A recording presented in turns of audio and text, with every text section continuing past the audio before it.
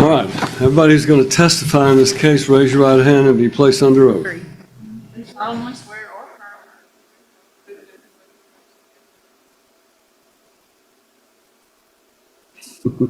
If you would, please state your full name for the record. Jordan Taylor Smith. And if you would, please state your name for the record. I'm James Westcott.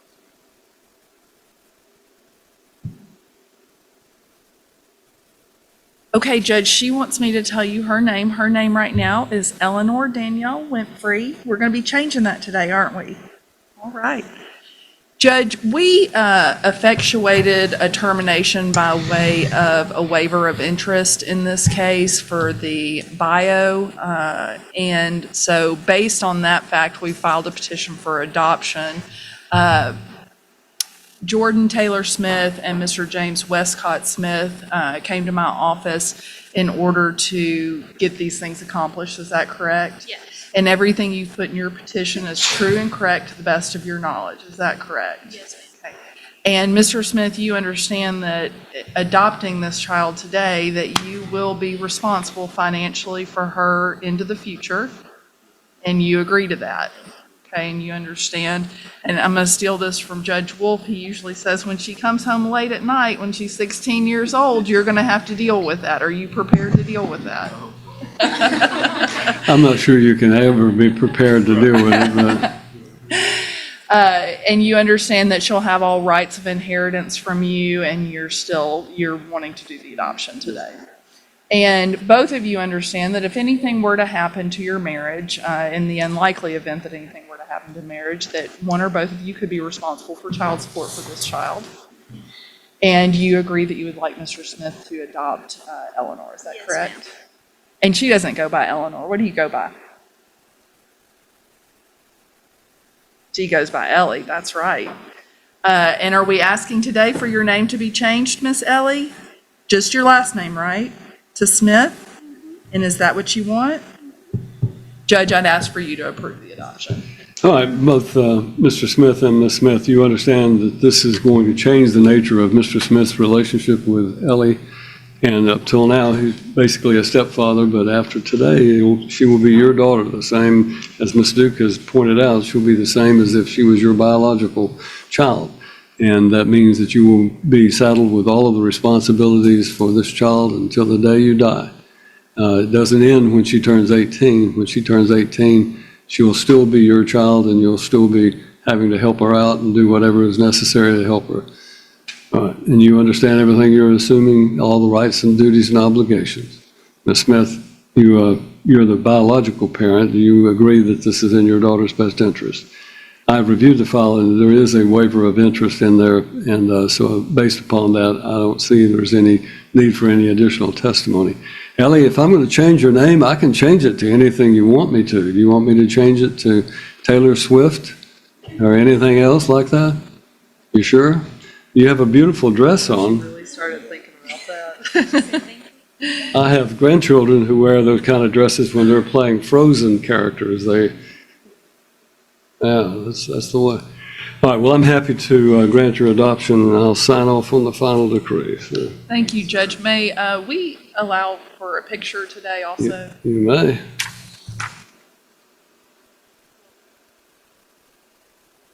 Y'all want to come up here? Come on up here, Ellie. We'll do it up here. I'll even let you sit in the big chair. Good morning. Good morning. My understanding that you are wanting to change the name of your minor child, is that correct? Yes, sir. You'll raise your right hand and let's place you under oath.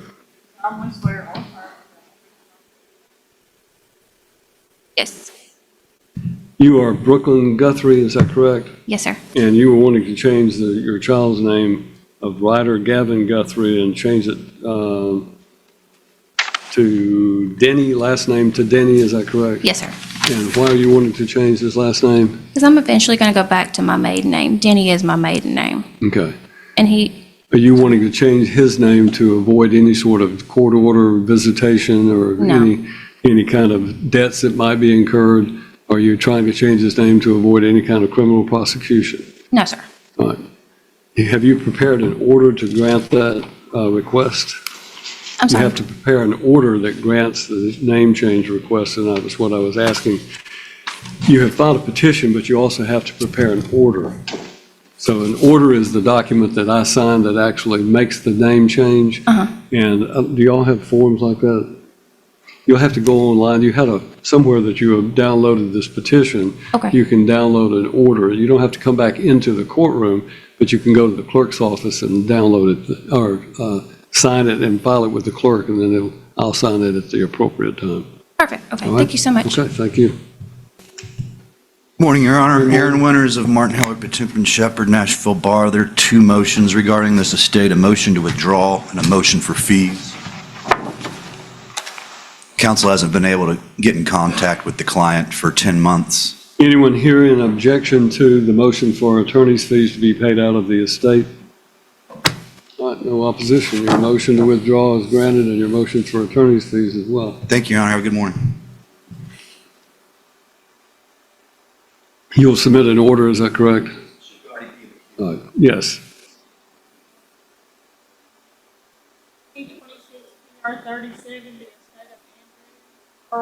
What started as a routine court hearing quickly became a heartwarming family milestone. A loving stepfather officially adopted young Ellie, promising to support and care for her for the rest of his life.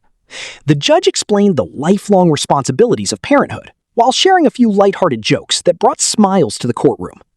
Ellie was also granted her new last name, making the adoption even more meaningful.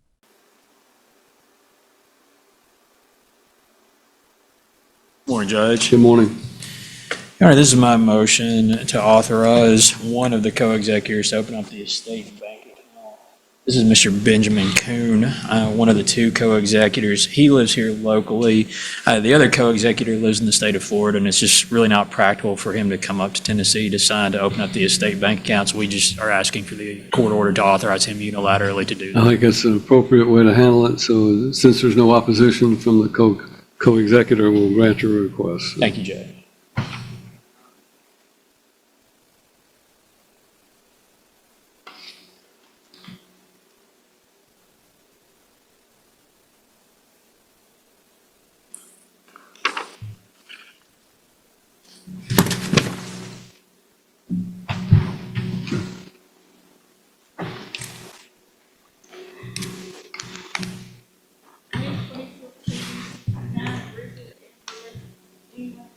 Joshua Ingram.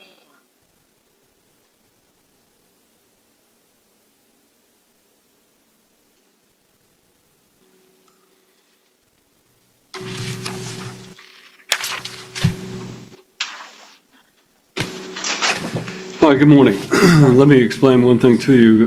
There's a note attached to this form that you have filed that states that someone in this situation owns real property and wanted to file the paperwork anyway under this.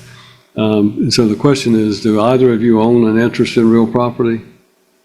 We don't have anything together except for the house that she's on the deed for the state of Tennessee. You know, we can't get her off of that until the divorce is granted. Everything else Well, is. and therein lies your problem, because if you look at these forms, they clearly state that if you own real property, you cannot use these forms. You cannot use the form for the marital dissolution agreement in particular, because it has a specific provision that says neither of you owns real property.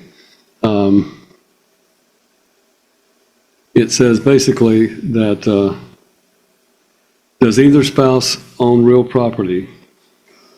Real property is houses, land, mobile homes that are permanently attached to the ground, condominiums, or cooperative.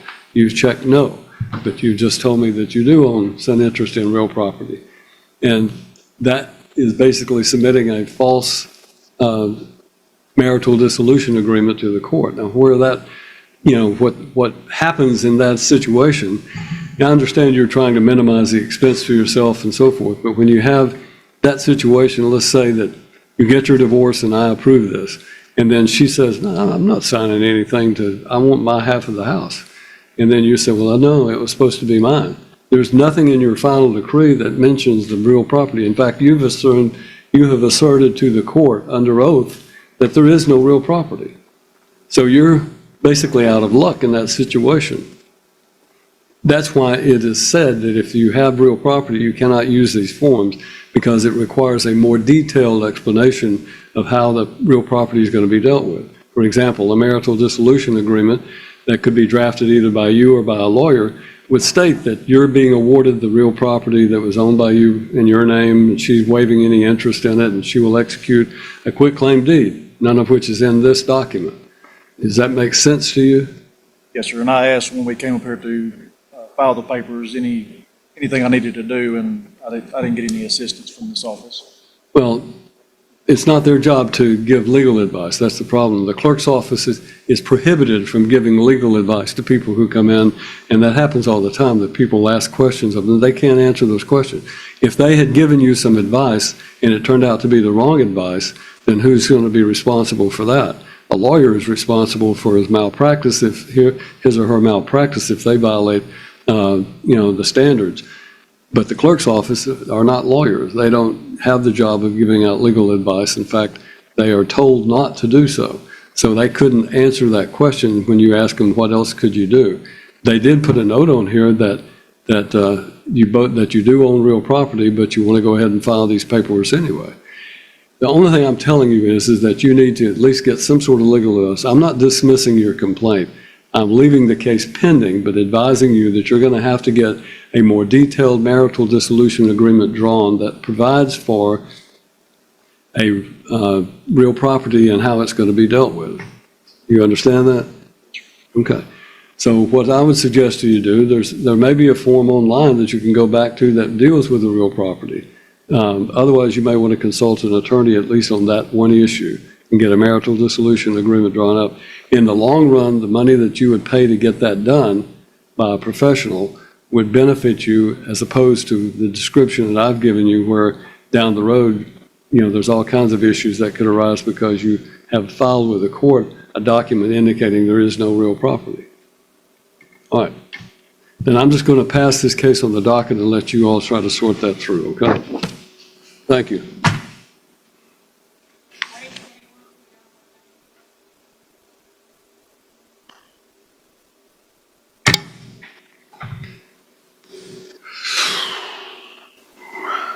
Judge, this is my motion as the guardian ad litem, requesting to be discharged and then to approve my fee. Mr. Henry Eugene Myatt passed away in April.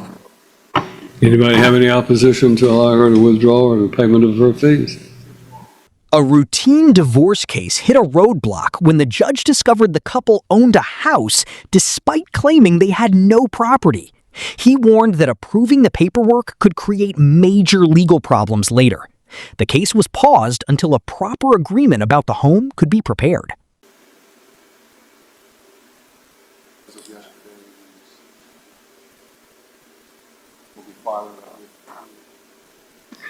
All right, well, I'm well familiar with this case, and I understand that's what's been lacking in it, so It will be concluded, it's based on the report, and unless there's some objection coming from somewhere else, Happy Rundle matter's been definitively resolved.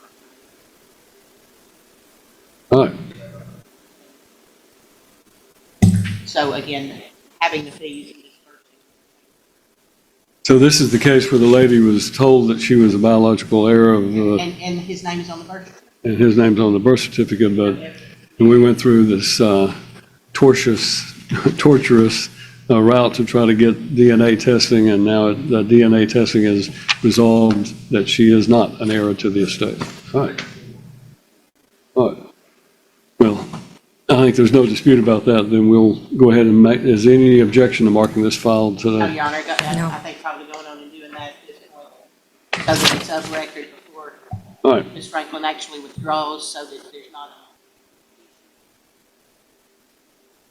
a date of his heirs coming in. Ms. Franklin, thank you for your service, and we'll hope that concludes everything in this case. Your Honor. We'll have to disperse and attorney's fees and all that. All right. You're not quite good at it. I didn't think I was that lucky, so. All right. 14 CV 126 Dixon County versus Delaney. Good morning. Tax sale purchaser of certain real property at 2268 Highway 47 East. This is a motion to ask for possession of that property and be reimbursed for certain expenses from the excess proceeds. Osborne and the county have any objection? Well, the motion will be granted. I've got a You have an proposed order, Judge. Thank you. Thank you, Judge. Thank you.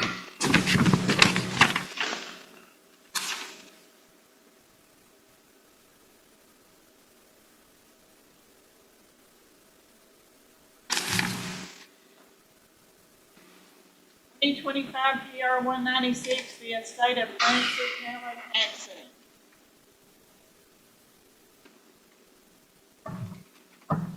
Good morning.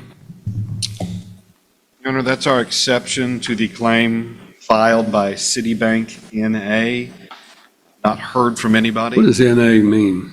What does it stand for? It's a Other than what initialism that's used in financial institutions. I'd have to look it up. I don't know. It stands for what? I don't know.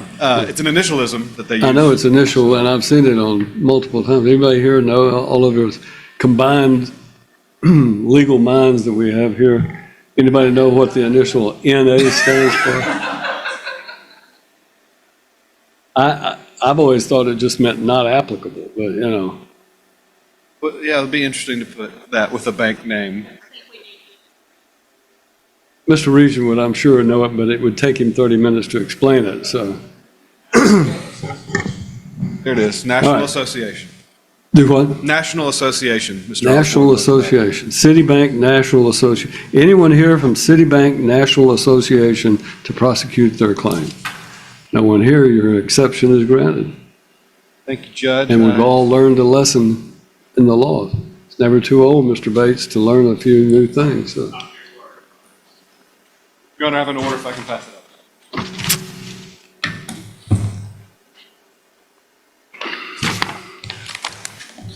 Thank you, Judge.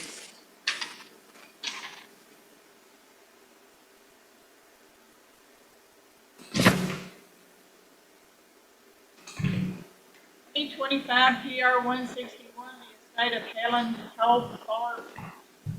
Exception to claim, and that the state, TennCare has filed a release, and I'm submitting that to the court. All right, so that takes care of it, then, correct? Yes, Your Honor. Thank you.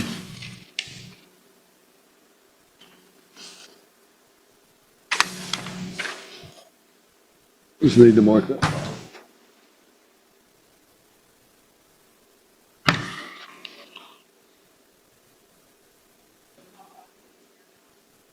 All right, I'll get to him in a minute.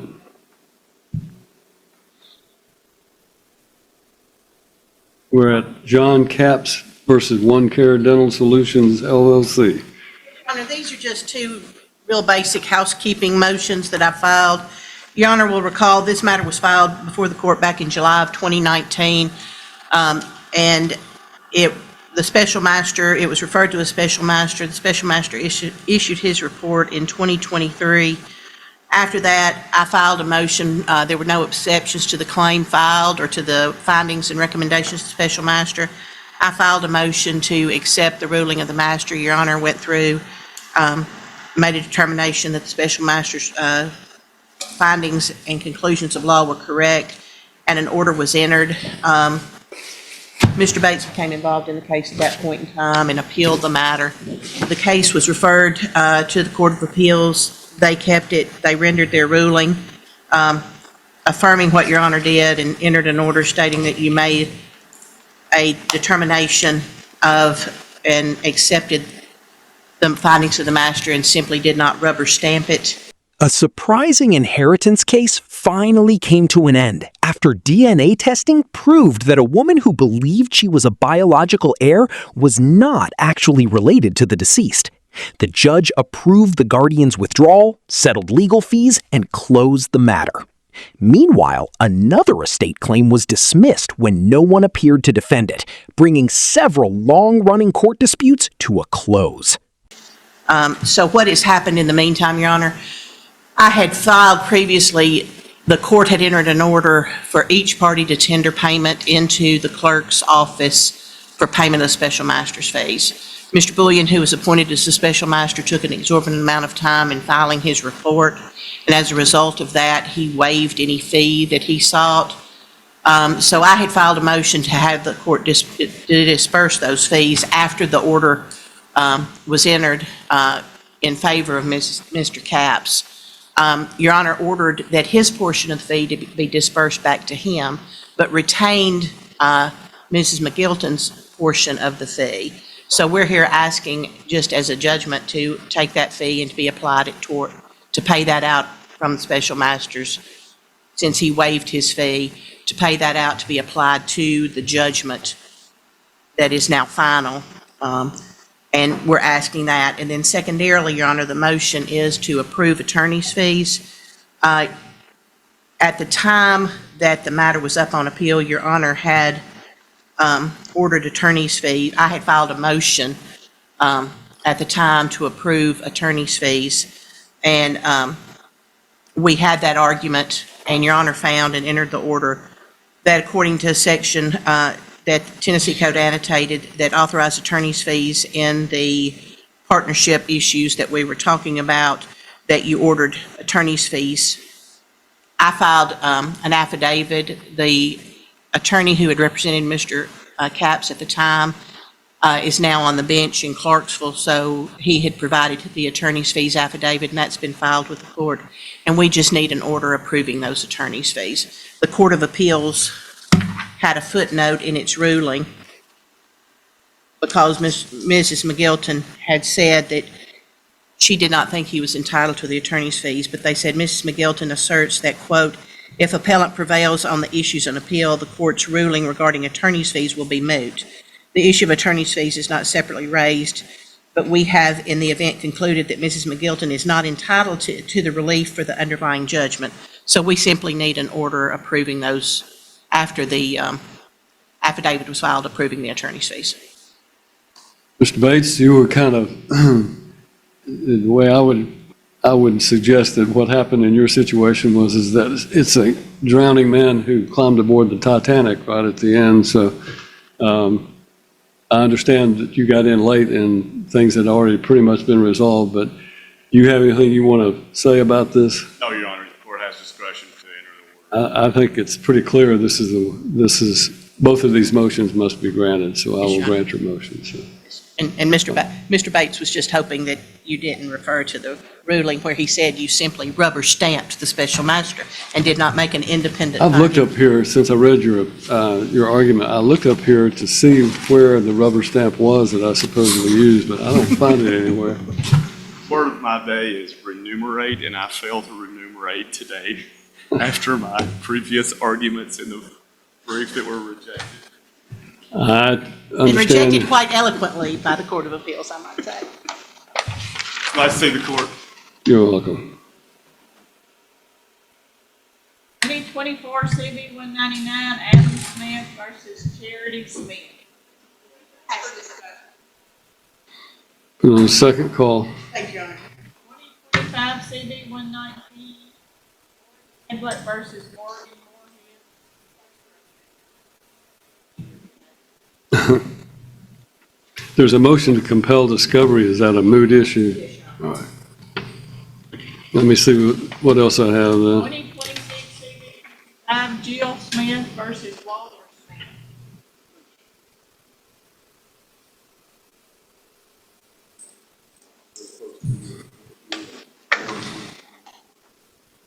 All right.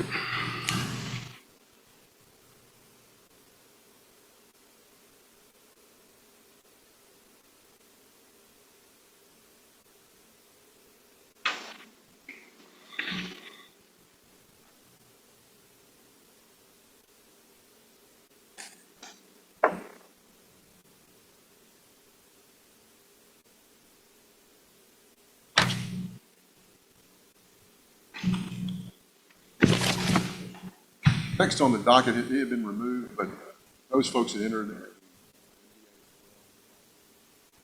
That was the Jones versus Jones. Okay.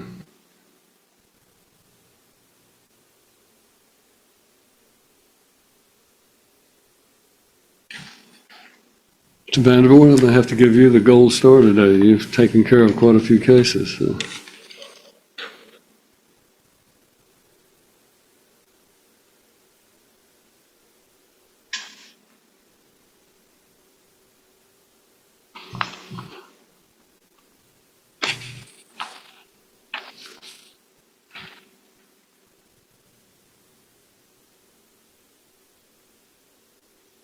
Jenkins versus Stephen King.